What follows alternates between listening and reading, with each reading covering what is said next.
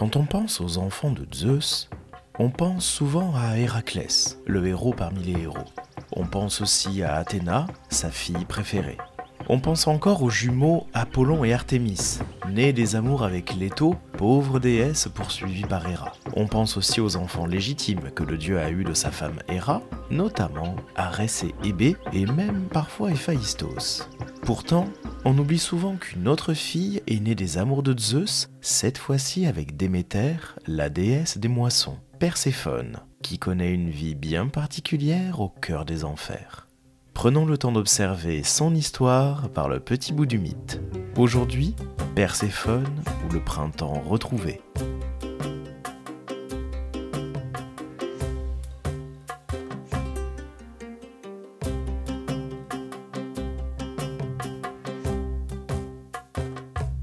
Le titan Cronos a donné 6 enfants à sa sœur et épouse Rhéa. Dans l'ordre, Hestia, Déméter, Héra, Poséidon, Hadès et Zeus. Les 5 premiers ont été dévorés par leur père à la naissance, et le dernier, Zeus, survit grâce au stratagème de Rhéa, puis sauve ses frères et sœurs. Cette histoire s'achève même au moment où les dieux prennent le dessus sur les titans lors de la titanomachie. Après ce temps de guerre, le baby-boom divin débute. Et on ne connaît malheureusement rien du moment de séduction entre Zeus et Déméter, les Jupiter et Cérès des Romains, ni même quoi que ce soit de la prime jeunesse de Perséphone, que les Romains appellent Proserpine. Apollodore donne aussi le fleuve Styx comme mère de Perséphone. Mais la majorité des auteurs en font bel et bien la fille de Déméter, puisqu'un pan entier du mythe de cette déesse tient à la recherche de sa fille. Le mythe qui nous intéresse aujourd'hui débute lors de la jeunesse de Perséphone et disons plus largement son adolescence. On sait que Déméter gardait secrète la présence de sa fille en Sicile, principalement sur le plateau central de l'île, près de la ville d'Éna. 3 poètes narrent l'enlèvement de Perséphone par Hadès. L'hymne homérique à Déméter, tout d'abord, le plus ancien, puis les métamorphoses d'Ovide, qui sont complétées par les fastes, mais aussi un auteur de la fin de l'Antiquité romaine, Claudien, dans son rapt de Proserpine, dont les vers nous manquent à partir du chant 3. D'abord, Claudien nous explique la colère ressentie par Hadès de voir la plupart des dieux avoir une épouse. Il se prépare à la guerre.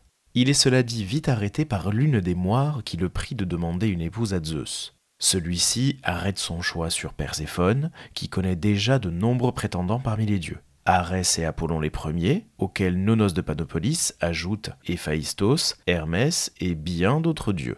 Déméter savait déjà que sa fille risquait d'être enlevée et elle tente de protéger Perséphone en la cachant en Sicile, comme on l'a dit.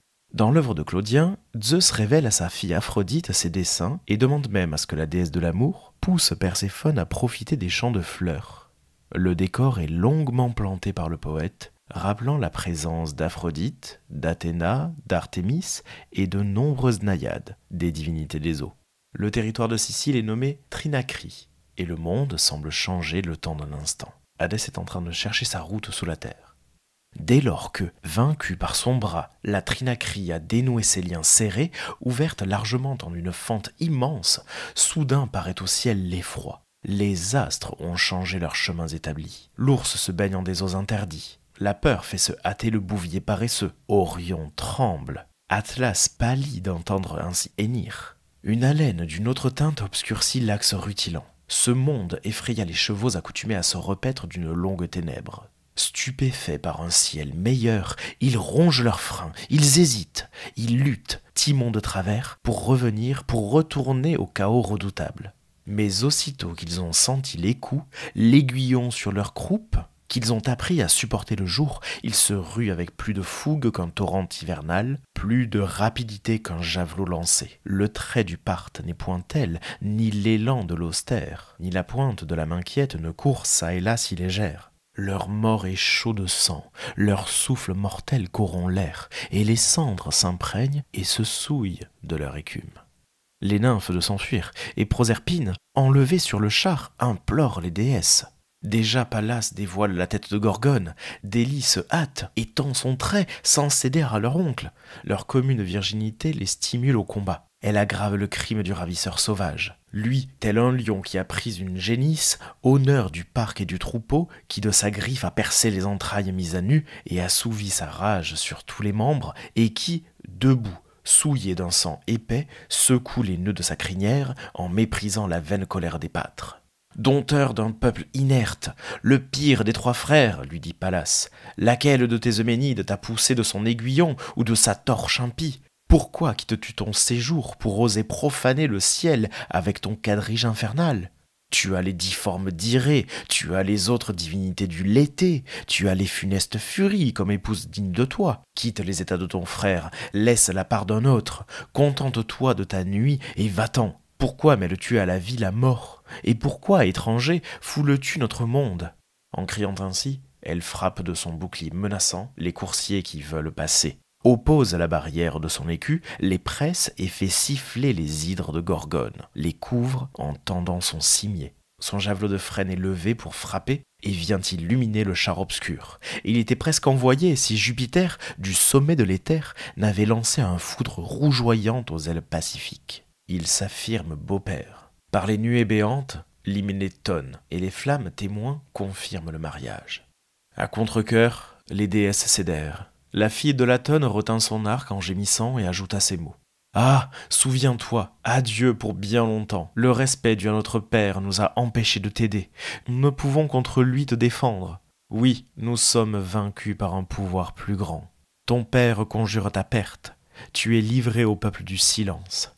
Hélas, tu ne verras plus tes sœurs qui t'aiment, ni les cœurs de ton âge. Quelle sorte à arracher au monde supérieur, en condamnant les astres à un tel deuil? Je n'aurai plus plaisir à tendre mes filets dans les fourrés du Parthénius, ni à porter le carquois.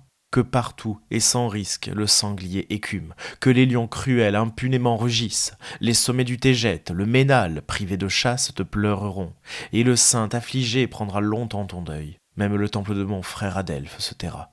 Un char ailé emporte entre-temps Proserpine, cheveux épars dans le Notus. Elle meurtrit de coups ses bras, et fait éclater jusqu'aux nues de vaines plaintes. « Père, pourquoi n'as-tu pas lancé contre moi les traits forgés par les mains des cyclopes? Me livrer ainsi aux ombres cruelles, me repousser ainsi du monde entier, c'est toi qui l'as voulu? N'es-tu fléchi par aucune affection? Ne te reste-t-il rien du cœur d'un père? Par quel crime ai-je suscité une telle colère? Quand un désordre impétueux poussait Phlégra à la folie, je n'ai pas levé l'étendard contre les dieux, c'est sans mon aide que l'ossa glacé a porté les frimas de l'Olympe. Qu'ai-je tenté d'impie? De quelle faute ai-je été la complice pour être chassé en exil, au gouffre effrayant de l'Érèbe? Heureuses toutes celles que d'autres ravisseurs ont enlevées, au moins jouissent-elles de la lumière à tous commune, tandis qu'à moi on refuse à la fois le ciel et la virginité. Avec le jour, on m'arrache l'honneur. J'abandonne la terre, on m'emmène captive pour servir le tyran du Styx. Ô fleurs aimées pour mon malheur, conseil dédaigné de ma mère, ô artifice de Vénus que j'ai compris trop tard. Hélas, ma mère, soit que dans les vallées phrygiennes de l'Ida, l'horrible buis résonne autour de toi du chant de Mygdonie, soit que, séjournant au Dindym où hurlent les gales sanglants, tu tournes ton regard vers les épées nues des curettes. Porte secours à ma détresse, arrête un furieux, retiens les rênes infernales d'un brigand menaçant. Le farouche Pluton est vaincu par ses mots et par ses pleurs qui l'embellissent. Il a senti les soupirs du premier amour. Le voici qui, de son manteau foncé, essuie ses larmes, et d'une voix douce console sa cuisante douleur. N'accable plus ton âme, ô Proserpine, de funestes soucis, ni de peurs vaines. Tu recevras un sceptre plus puissant, sans supporter les feux d'un mari indigne de toi. Je suis fils de Saturne, la machine du monde me sert, et mon pouvoir s'étend parmi l'immensité du vide. Ne pense pas avoir perdu le jour, nous avons d'autres astres, nous avons d'autres globes, et tu verras une clarté plus pure, tu admireras plus le soleil des Champs-Élysées et ses habitants vertueux. Là vit la race la plus précieuse, celle de l'âge d'or. Nous possédons toujours ce que là-haut on n'a mérité qu'une fois, et il n'y manque pas pour toi la douceur des prairies. Sous de meilleurs zéphyrs, là embaume des fleurs vivaces que n'a pas porté ton Etna. Sous l'ombrage des bois, il est même un arbre précieux qui courbe ses brillants rameaux à la verdure de métal. Je te le donne et le consacre. L'automne pour toi sera opulent, et ses fruits fauves t'enrichiront sans cesse. Mais c'est là peu. Tout ce qu'embrasse l'air limpide, tout ce que la terre nourrit, tout ce que balaie la plaine marine, ce que roulent les fleuves, ce qu'ont engraissé les marais, céderont à ton sceptre. comme tout animal soumis à la sphère lunaire, 7e cercle qui entoure les airs, séparant les choses mortelles des constellations éternelles. Dessous tes pieds viendront les rois qui s'habillaient de pourpre, dépouillés de leur luxe, mêlés à la foule des pauvres, car la mort égalise tout. Tu condamneras les coupables, tu donneras au juste le repos, c'est toi qui, juge, forceras les criminels à avouer les forfaits commis en leur vie. Avec le gouffre du lété, reçois les parques pour servantes, et que le destin soit de toutes tes volontés. Sur ce, il encourage ses chevaux triomphants et entre adouci au Tartare. Les vers suivants de Claudien racontent le mariage entre Hadès et Perséphone, un moment de calme aux enfers, si calme que même les suppliciés du Tartare ont droit au repos. Il est une variante donnée par Ovide dans ses Métamorphoses qui rappelle le rôle de la nymphe Cyanée qui s'est opposée au roi des enfers et qui est oubliée par Claudien. Cyanée s'est dressée au-dessus du gouffre jusqu'à la ceinture, et elle a reconnu la déesse. « Vous n'irez pas plus loin, dit-elle. Tu ne peux être le gendre de Cérès malgré elle. Il fallait lui demander sa fille, non l'enlever. Il m'est permis de comparer de petites choses aux grandes. Moi aussi, j'ai été aimé par la Napis. Cependant, c'est après avoir été vaincu par ses prières, et non, comme celle-ci, par la terreur que je devins son épouse. » Elle dit, et, ses bras étendus des deux côtés, elle barre le passage. Le fils de Saturne ne peut contenir plus longtemps sa colère. Excitant ses terribles coursiers, il brandit d'un bras vigoureux son sceptre royal et le plonge au fond du gouffre.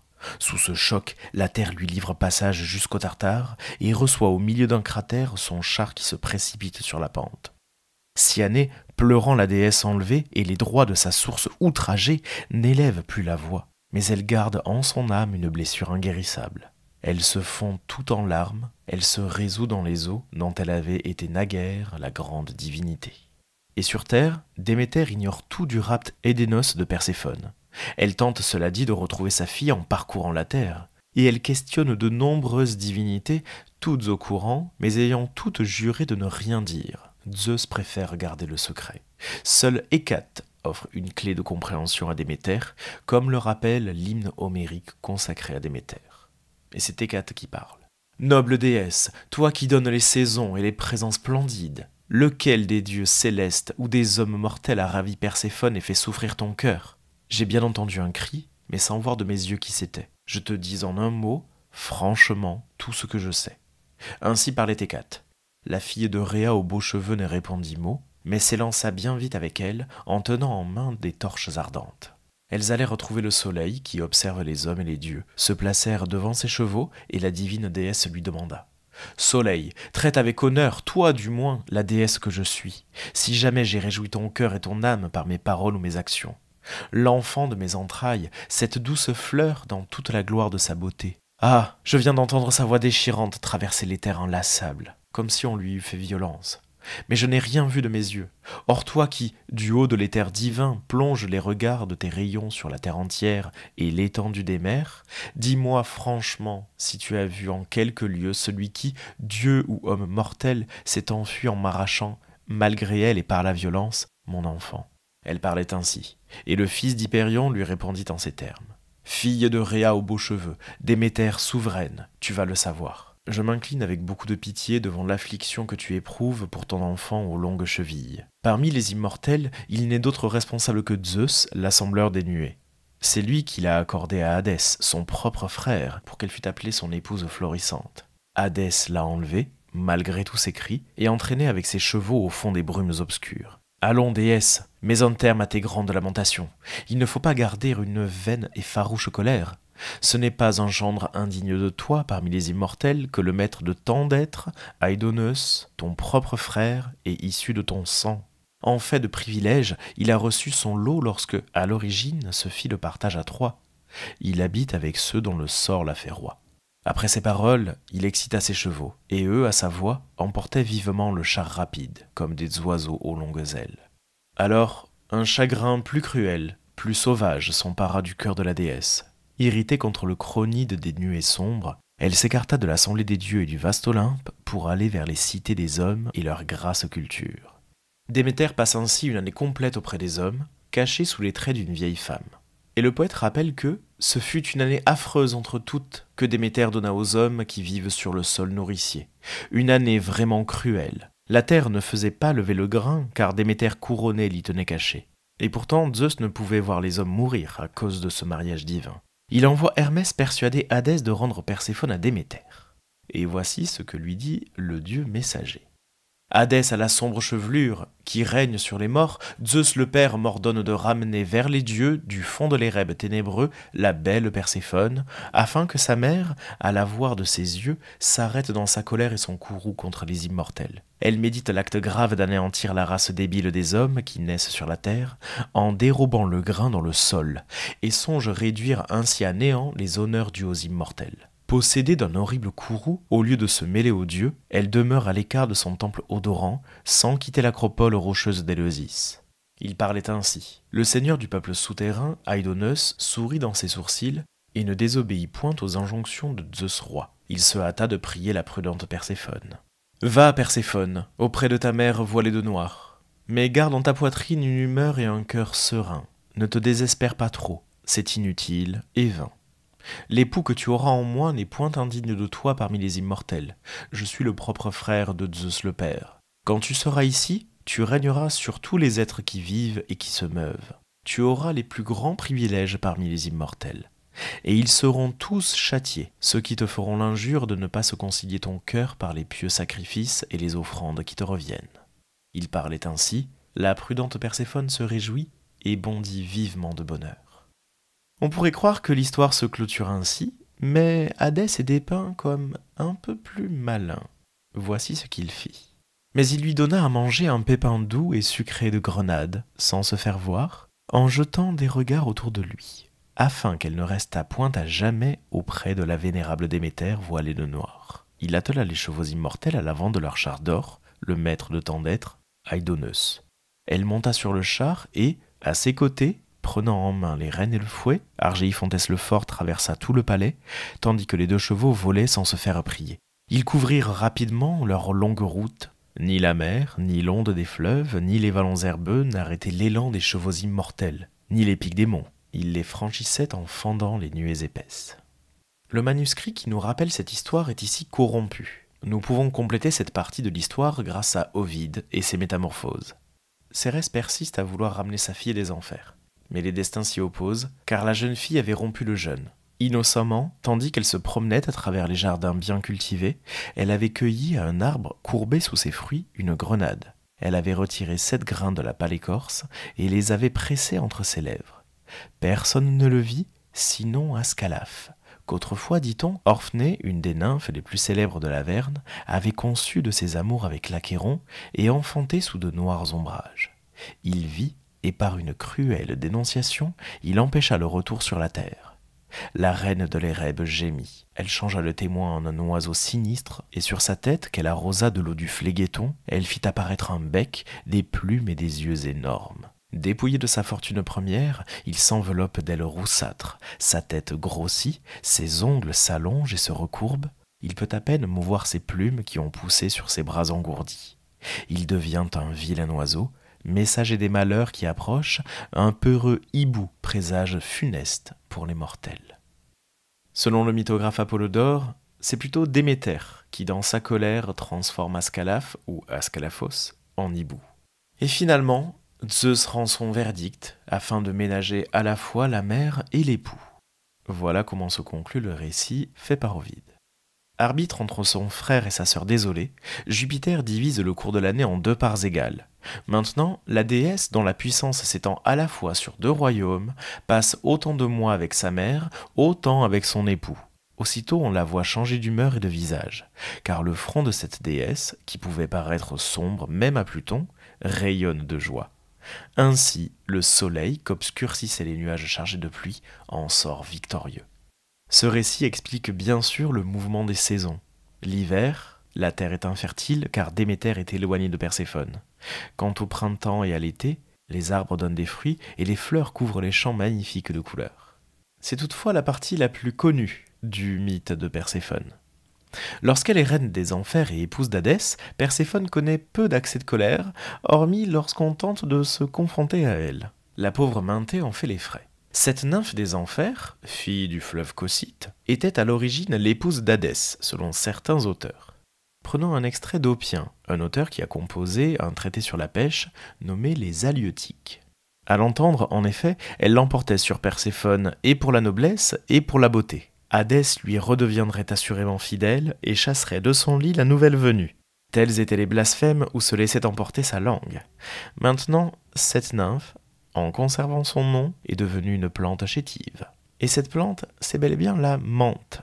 Oppien nous dit que c'est Déméter qui écrase la plante, quand le géographe Strabon affirme que c'est Perséphone qui a agi ainsi, métamorphosant au passage la nymphe en menthe. Et Perséphone montre aussi un autre visage, bien plus chaleureux, mais tout aussi empreinte de jalousie, dans l'histoire du jeune Adonis. Cet humain à la naissance bien particulière était d'une beauté si pure qu'il était aimé passionnément à la fois par Aphrodite et par Perséphone. Apollodore nous raconte l'histoire en partie à rebours. Adonis, encore adolescent, fut, à cause de la colère d'Artémis, blessé par un sanglier au cours d'une chasse, et il en mourut. Hésiode dit de lui qu'il était le fils de Phoinix et d'Alphesiboia. Paniassis le dit fils de Théias, roi d'Assyrie. Celui-ci avait une fille, Smyrna. À cause du ressentiment d'Aphrodite, à qui elle refusait de rendre un culte, cette fille se prend d'amour pour son père. Avec la complicité de sa nourrice, elle partagea pendant 12 nuits le lit de son père sans qu'il la reconnût. Quand il découvrit qui elle était, il tira son épée et la poursuivit. Mais au moment d'être rattrapée, elle pria les dieux de la rendre invisible. Et les dieux, la prenant en pitié, la changèrent en un arbre, celui qu'on appelle Smyrna, l'arbre à myrrhe. 9 mois plus tard, l'arbre se fendit et donna naissance à Adonis, comme on l'appelle. Sa beauté était telle qu'Aphrodite, en cachette des dieux, le mit, encore tout enfant, dans un coffre qu'elle confia à Perséphone. Mais quand Perséphone eut vu l'enfant, elle ne voulut pas le rendre. Un jugement de Zeus intervint, l'année fut divisée en 3, et il décida qu'Adonis passerait un tiers de l'année chez lui, un autre tiers chez Perséphone, et le dernier chez Aphrodite. Mais Adonis consacra Aphrodite à la partie de l'année qui lui appartenait. C'est plus tard qu'en chassant, il fut blessé par un sanglier et mourut. Le poète bucolique Bion rappelle qu'Aphrodite a cédé face à la puissance de Perséphone. « Prends mon époux, Perséphone, tu es, toi, bien plus puissante que moi, et tout ce qui est beau te revient. Moi, je suis de tout point infortuné, en proie à une peine que rien ne rassasie. Je pleure sur Adonis parce que la mort me l'a ravi, et j'ai peur de toi. Tu meurs, toi, qui faisais toute ma félicité. Mon bonheur s'est envolé comme un songe. Citérée et veuve, les amours sont oisifs dans ma demeure. Avec toi a péri le charme de ma ceinture. » Perséphone est la mère de quelques enfants, dont leur nombre varie selon les auteurs. Le plus important et le plus mystérieux à la fois est Zagreus, ou Zagré.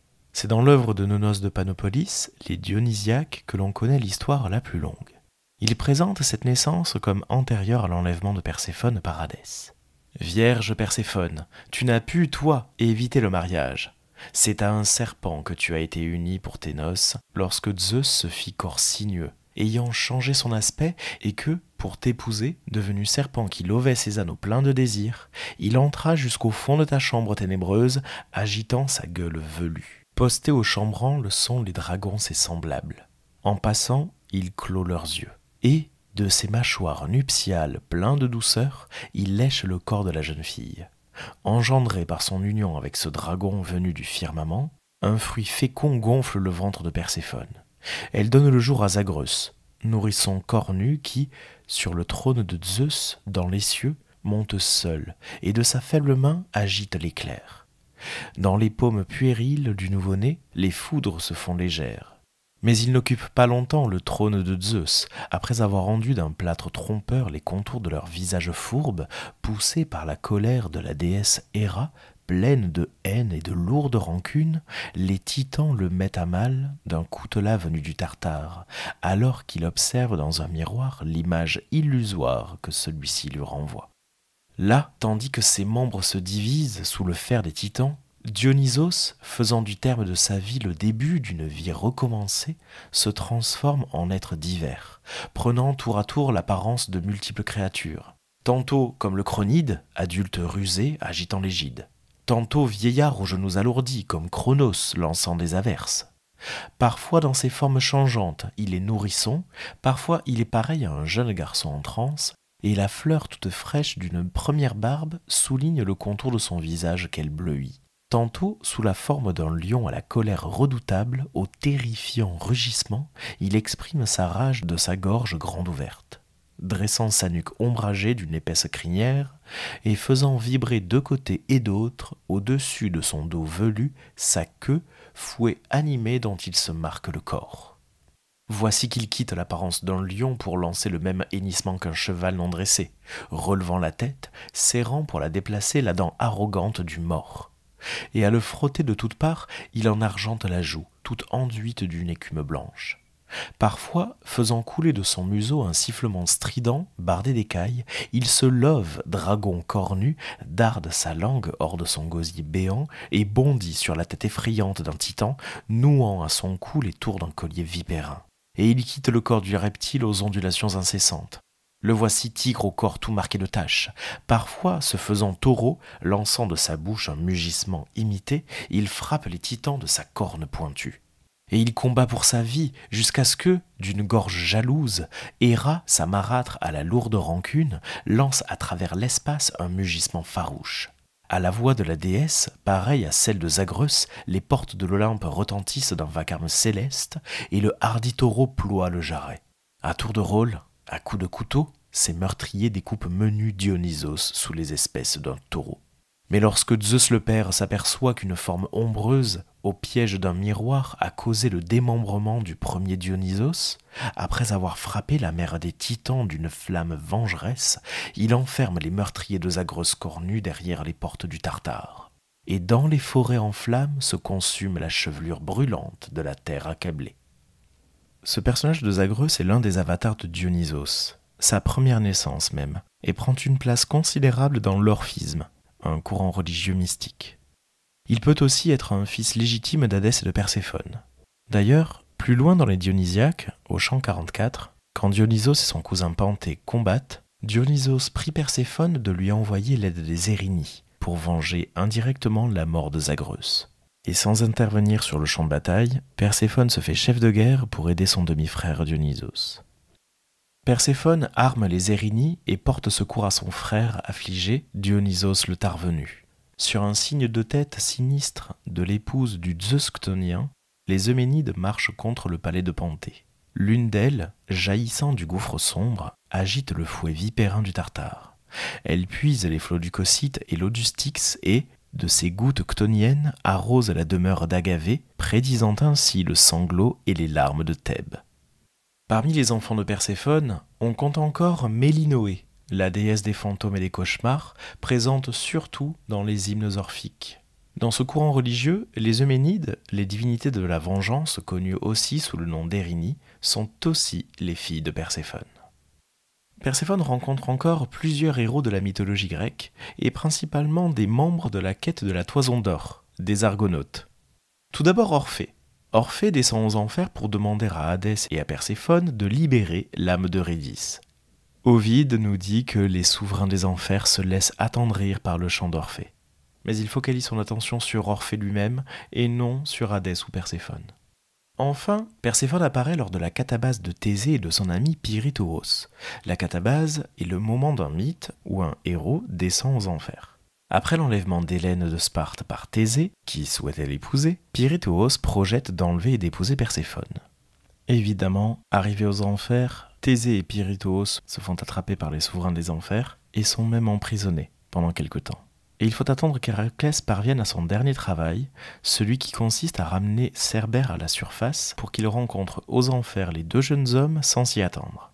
Et voici donc ce qu'en dit Apollodore. Arrivé près des portes d'Hadès, il y trouva Thésée et Pirithous, celui qui avait prétendu épouser Perséphone et avait été pour cela enchaîné. Quand ils virent Héraclès, ils tendirent les bras vers lui comme si sa force pouvait les ressusciter. Il prit Thésée par la main et l'éveilla d'entre les morts, mais lorsqu'il voulut ressusciter Pirithous, la terre trembla et il le lâcha.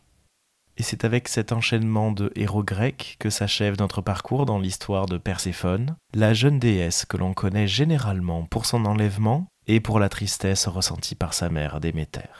Elle est une divinité importante à Éleusis, le sanctuaire consacré à Déméter, notamment sous le nom de Despoina. Et Perséphone reste surtout dans l'imaginaire grec comme la Corée par excellence, c'est-à-dire la jeune fille. Merci d'avoir écouté cet épisode du podcast par le petit bout du mythe. N'hésitez pas à vous abonner à ce podcast sur votre plateforme de streaming préférée et à laisser 5 étoiles sur Apple Podcasts et Spotify, et même un commentaire si vous le pouvez. Partagez cet épisode sur les réseaux sociaux pour que nous soyons toujours plus nombreux à faire vivre ces petites histoires de la mythologie. Venez me suivre sur les comptes Le Prof de Latin Grec et Par le Petit Bout du Mythe, sur Instagram notamment.